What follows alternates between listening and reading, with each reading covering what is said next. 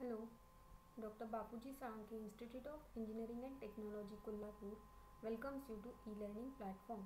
This is Science and Humanities Department. In the today's session, we will discuss the course Applied Science Chemistry, and myself, Miss N.S. Patil, will conduct this session. In the today's session, we will discuss the concept of sewage water. आजच्या सेशनमध्ये आपल्याला काय discuss करायचं आहे तर sewage water म्हणजे काय हे डिस्कस करायचं आहे. Okay, it is also called as a waste water और sewage water. First we will see the definition of sewage water. The liquid flowing through ditch is known as sewage water. The liquid flowing through ditch म्हणजे काय तर नाले, gutter.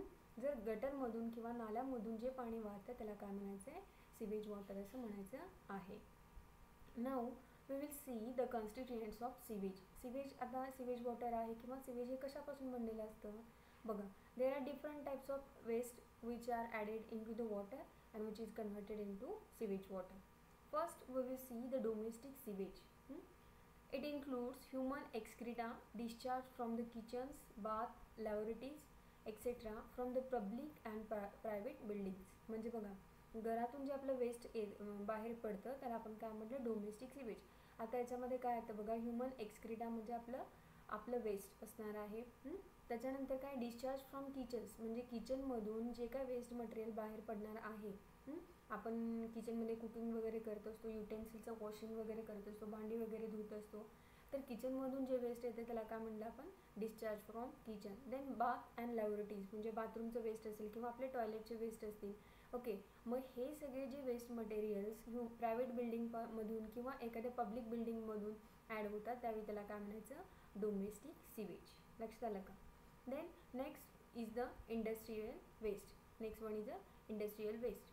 It includes industrial and trade waste from manufacturing processes such as tanneries, slaughterhouses, laundries, distilleries, textile mills and chemical plants. म्हणजे इंडस्ट्रीमधून सुद्धा काही waste materials add होत असतात त्याला आपण काय म्हणणे इंडस्ट्रियल वेस्ट. मग वेगवेगळ्या कारखान्यांमध्ये मॅन्युफॅक्चरिंग प्रोसेसेस चालू असतात. आता काही वेळेला बघा आपण आता टॅनरीज म्हणजे काय जिथं आपण चमड्याचा कारखाना असतो. ॲनिमलच्या स्किनपासून चमडं बनवलं जातं, लेदर बनवलं जातं. स्लॉटर हाऊसेस असतील, कत्तलखाने असतील, लॉन्ड्रीज असतील किंवा डिस्टिलरीज वाईन कारखाने असतील म्हणजे जिथं वाईन तयार केले जाते किंवा टेक्स्टाईल मिल्स असतील किंवा काही केमिकल प्लांट्स असतील. इथून जे वेस्ट बाहेर पडणार आहे त्याला आपण काय म्हणलं industrial waste. Now next one is the ground और सब soil water.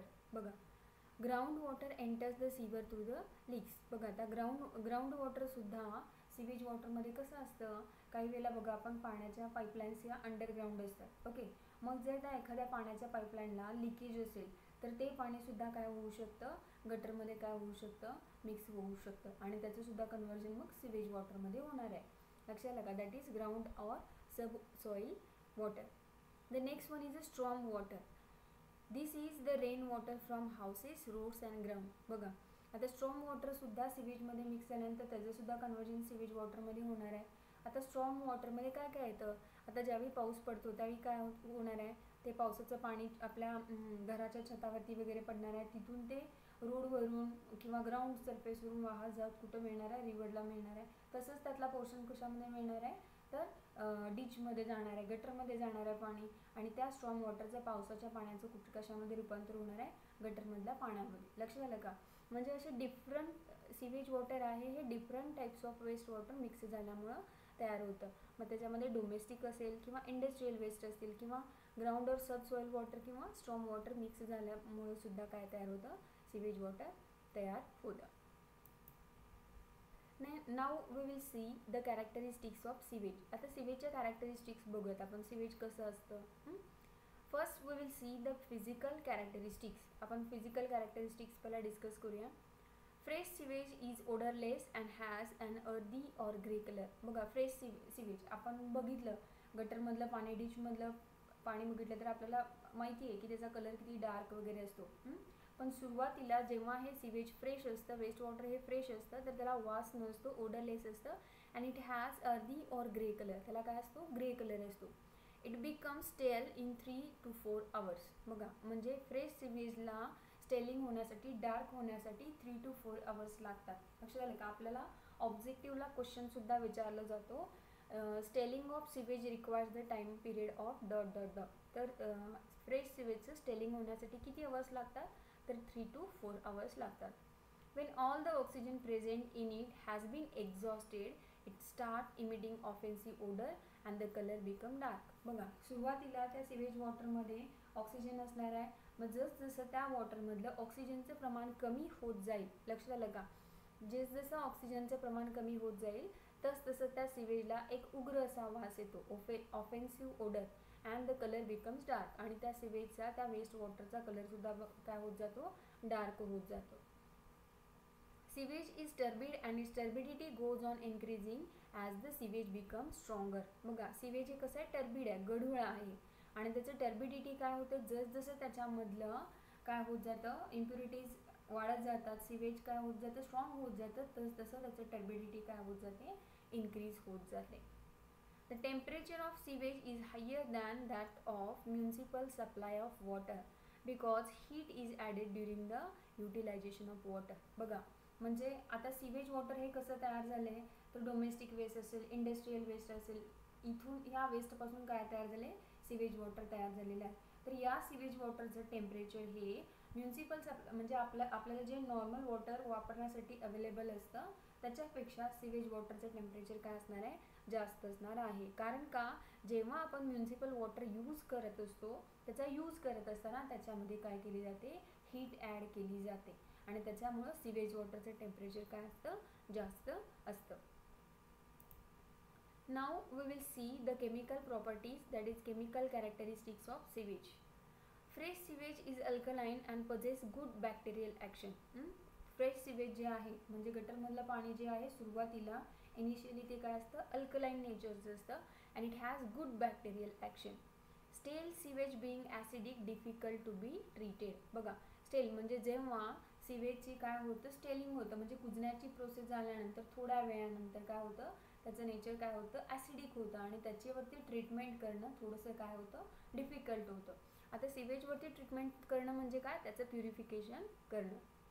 Sewage consist of solids like suspended, dissolved, colloidal etcetera and gases like oxygen, hydrogen sulphide, carbon dioxide, methane, ammonia etcetera.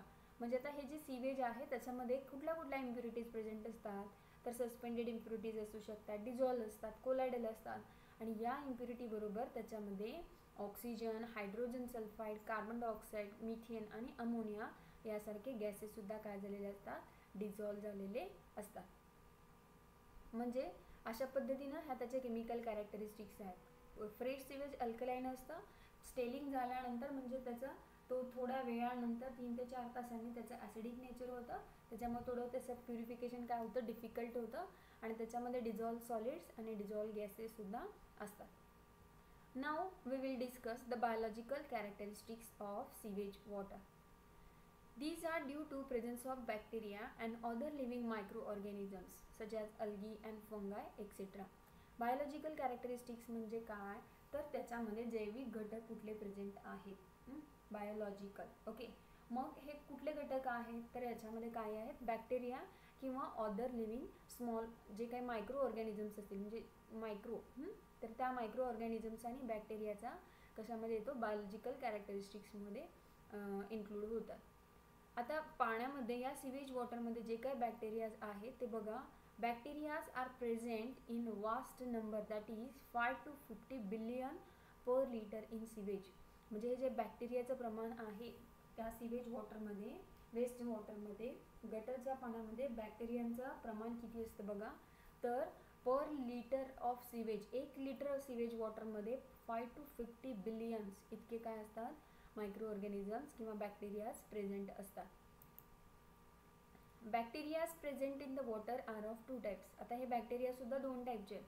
First one is the harmless to the man and second one is a harmful to the man. म्हणजे काय? काही बॅक्टेरियांमुळं living बिईंग्सला म्हणजे human बिईंगना काय होत नाही? काहीही harm होत नाही, काही इजा होत नाही, त्यांना काही हेल्थ इफेक्ट्स होत नाही. आणि नेक्स्ट कुठला टाईप आहे? हार्मफुल, म्हणजे ज्याच्यामुळं ह्युमन हेल्थला काय होणार आहे? प्रॉब्लेम होणार आहे.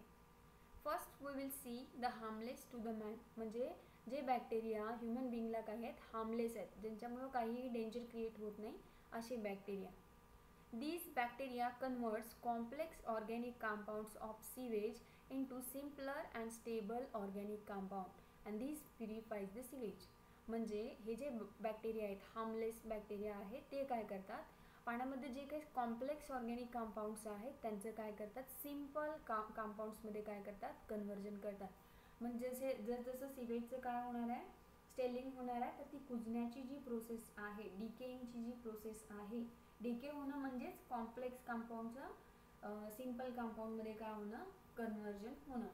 आणि हे कन्वर्जन कोण करतं तर हे हार्मलेस बॅक्टेरिया करतात, आणि ज्याच्यामुळं दिस प्युरिफाईज द सिवेजचं काय होतं प्युरिफिकेशन होतं. These harmless bacteria again are of two types. First one is a aerobic bacteria and the second one is anaerobic bacteria.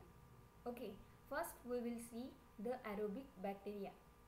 These exist in the presence of light only. Aerobic in the presence of light म्हणजे जेव्हा light असेल त्यावेळेस हे bacteria present होतात and these are taking dissolved oxygen from the sewage or free oxygen from the air.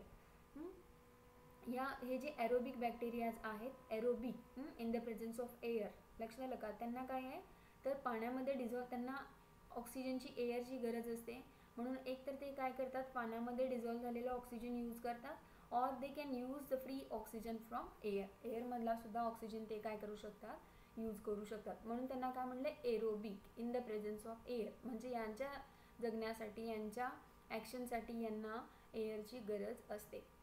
Anaerobic bacteria exist in the dark, हे bacteria काय होतात डार्कमध्ये सुद्धा एक्झिस्ट होतात and develop in the absence of free oxygen, म्हणजे यांच्या डेव्हलपमेंटसाठी यांची growth होण्यासाठी इथं ते ऑक्सिजनचा यूज करत नाहीत, म्हणून त्यांना काय म्हणले अनएरोबिक, म्हणजे ज्यांना एअरची ऑक्सिजनची गरज नाही आहे. लक्षात आलं का. मग हे जे दोन बॅक्टेरियाज आहेत त्याच्यामुळं ह्युमन हेल्थवरती काहीही बॅड इफेक्ट होत नाहीत, कारण हे बॅक्टेरिया कॉम्प्लेक्स ऑर्गॅनिक कंपाऊंडचं सिम्पल ऑर्गॅनिक कंपाऊंडमध्ये काय करतात कन्वर्जन करतात. Now we will see the next type of bacteria that is harmful to the man, म्हणजे जे बॅक्टेरियाज काय करतात ह्युमन हेल्थवरती बॅडली अफेक्ट करतात. These bacteria can produce diseases such as cholera, dysentery, typhoid, etc. and are called as pathogenic bacteria. म्हणजे पाण्यामध्ये काही bacterias present असतात त्यामुळे आपल्याला काय होतात बघा काही साथीचे रोग वगैरे होतात, मग त्याच्यामध्ये कॉलरा आहे, डिसेंट्री आहे, टायफॉइड आहे. मग हे जे डिसीजेस ज्या बॅक्टेरियाजनी होतात त्यांना आपण काय म्हणतो पॅथोजेनिक बॅक्टेरिया, म्हणजेच काय डिसीज कॉझिंग बॅक्टेरियाज. आणि हे बॅक्टेरिया कुठल्या क्रायटेरियामध्ये आपण त्यांना घातले हार्मफुल बॅक्टेरिया, म्हणजे ज्यांच्यामुळे आपल्याला काय होणार आहेत हेल्थ इश्यूज क्रिएट होणार आहेत. म्हणजे these are the biological characteristics of sewage, म्हणजे त्याच्यामध्ये प्रेझेन्स ऑफ बॅक्टेरियाज असतात. Now this sewage should be treated. Okay, म्हणजे आपल्याला या सीवेज वॉटर जे आहे गटरचं पाणी आहे त्या पाण्यावरती काय करायला पाहिजे ट्रीटमेंट करायला पाहिजे. ओके, त्यालाच आपण काय म्हणलंय sewage treatment. The process of removing और changing the harmful compounds into harmless compounds so as to make the sewage less offensive and dangerous is nothing but the sewage treatment. Okay, sewage treatment म्हणजे काय आहे तर त्या सीवेजमध्ये त्या डिचमधला गटरमधल्या पाण्यामध्ये जे काय हार्मफुल कंपाऊंड्स आहेत, लक्षात आलं का, ज्यांच्यामुळे आपल्याला काय होऊ शकतात health effects, bad health effects किंवा हेल्थ डेंजर कॉज होऊ शकतात, अशा हार्मफुल कंपाऊंड्सना आपल्याला काय करायचं एक तर रिमूव्ह करायचं आहे त्या सीवेजमधून किंवा आपल्याला त्यांना हार्मफुलपासून हार्मलेस कंपाऊंड्समध्ये काय करायचं आहे कन्वर्ट करायचं आहे.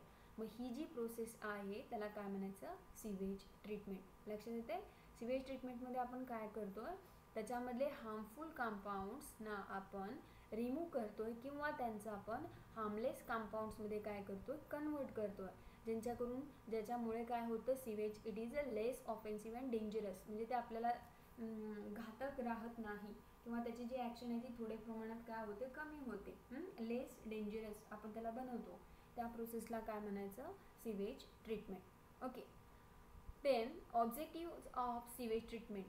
सीवेज ट्रीटमेंट कशासाठी करायचं किंवा का करायचं. फर्स्ट वन बघा to render the sewage inoffensive so that it causes no odour and nuisance, म्हणजे बघा आपल्याला काय करायचं आहे, सिवेजला लेस ऑफेन्सिव्ह बनवायचं आहे, म्हणजेच काय इनऑफेन्सिव्ह बनवायचं आहे, ज्याच्यामुळं त्याला वास किंवा उग्र असा तीव्र असा वास काय होणार नाही, प्रोड्यूस होणार नाही. To reduce or eliminate danger to the public health by possible contamination of water supplies. बघा आपण काही वेळेला काय होतं, सिवेज वॉटर हे आपल्या नॉर्मल वॉटर सप्लायमध्ये मिक्स झाल्यानंतर आपल्याला काय होतं, हेल्थ प्रॉब्लेम होऊ शकतात. म्हणून आपल्याला हे हेल्थ प्रॉब्लेम्स रिड्यूस करण्यासाठी किंवा इलिमिनेट करण्यासाठी, नाहीसे करण्यासाठी आपल्याला काय करायला पाहिजे, सिवेज ट्रीटमेंट करायला पाहिजे. To prevent destruction of fish and other aquatic life in river, canals etcetera in which sewage discharge is generally made. बघा आता काही वेळेला काय होतं, बघा सिवेज वॉटर असेल, वेस्ट वॉटर आहे, ते काही वेळेला रिव्हर वॉटरमध्ये किंवा कॅनल वॉटरमध्ये डायरेक्टली मिक्स होतं. त्याच्यामुळं काय होतं, तर सिवेजमुळं त्या पाण्यातली ऑक्सिजनची लेवल काय होते, कमी होते. आणि ऑक्सिजनची लेवल कमी झाल्यामुळं त्या पाण्यामध्ये जे काही फिश असतील किंवा अदर ॲक्वॅटिक ॲनिमल्स असतील तर ते काय होतात, मरतात, किल होतात. मग to prevent the destruction of fish and other aquatic life, म्हणजे पाण्यामध्ये जे काही मासे किंवा आणखी कुठले ॲक्वॅटिक ॲनिमल्स असतील तर त्यांचे लाईफ डेंजरमध्ये येऊ नये म्हणून आपल्याला काय करायचं आहे, सिवेज ट्रीटमेंट करायचं आहे. लक्षात आलं का? म्हणजे हे प्रॉब्लेम सगळे सॉर्ट आउट करण्यासाठी आपल्याला काय करायचं आहे, सिवेज ट्रीटमेंट करायचं आहे. म्हणजे सिवेज वॉटरमधल्या इम्प्युरिटीज किंवा जे हार्मफुल कंपाऊंड्स आहेत त्यांना आपल्याला काय करायचं आहे, रिमूव्ह करायचं आहे. Now we will see the concept of BOD. Okay, BOD is nothing but the biochemical oxygen demand. In the exam it is asked for what is the long form of BOD. आपल्याला long form विचारला जातो BOD चा. The BOD चा long form काय आहे, biochemical oxygen demand. Okay, biochemical oxygen demand of sewage is defined as the amount of free oxygen required for bacteria which consume organic matter in the biochemical oxidation of organic matter under aerobic conditions at 20 degrees Celsius and for the period of 5 days. आता biochemical oxygen demand म्हणजे काय आहे, आपल्याला एवढं माहिती आहे की पाण्यामध्ये जे काही इम्प्युरिटीज ॲड झालेले आहेत त्याच्यामध्ये आपलं वेस्ट बघा, किचनचं वेस्ट असेल, डोमेस्टिक वेस्ट असेल, त्याच्यामध्ये डोमेस्टिकमध्येच किचनचं वेस्ट येतं किंवा टॉयलेटचं वेस्ट असेल, बाथरूमचं वेस्ट असेल किंवा इंडस्ट्रियल वेस्ट सगळे ॲड होतात आणि या वेस्टचं काय होत असतं, डिकम्पोजिशन होत असतं. लक्षात आलं का? म्हणजे त्यांची कुजण्याची प्रोसेस होत असते, म्हणजेच काय होत असतं, ऑक्सिडेशन होत असतं. मग ही डीकेची किंवा ऑक्सिडेशनची प्रोसेस करण्यासाठी बॅक्टेरिया काय करत असतात तर फ्री ऑक्सिजन यूज करत असतात. त्या वॉटर सोर्समध्ये किंवा सराउंडिंग मीडियम मधला पाण्यामध्ये डिझॉल्व झालेला ऑक्सिजन ते काय करत असतात, यूज करत असतात. ओके, मग आणि हा ऑक्सिजन यूज करून ते काय करतात, कॉम्प्लेक्स ऑर्गॅनिक मॅटरचं काय करतात, सिम्पल ऑर्गॅनिक मॅटरमध्ये कन्व्हर्जन करतात, डिकेइंगची प्रोसेस करतात. मग या प्रोसेससाठी जो काय ऑक्सिजन बॅक्टेरियाने यूज केला त्याला काय म्हणायचं, बायोकेमिकल ऑक्सिजन डिमांड. लक्षात आलं का? म्हणजे बॅक्टेरिया काय करतात, त्या सिवेजमधलं ऑर्गॅनिक मॅटरचं काय करत असतात, डिकेइंग करत असतात, ऑर्गॅनिक मॅटर कन्झ्युम करत असतात. मग बॅक्टेरियांना त्या ऑर्गॅनिक मॅटरच्या ऑक्सिडेशनसाठी जो काय ऑक्सिजन लागला त्याला काय म्हणायचं, BOD.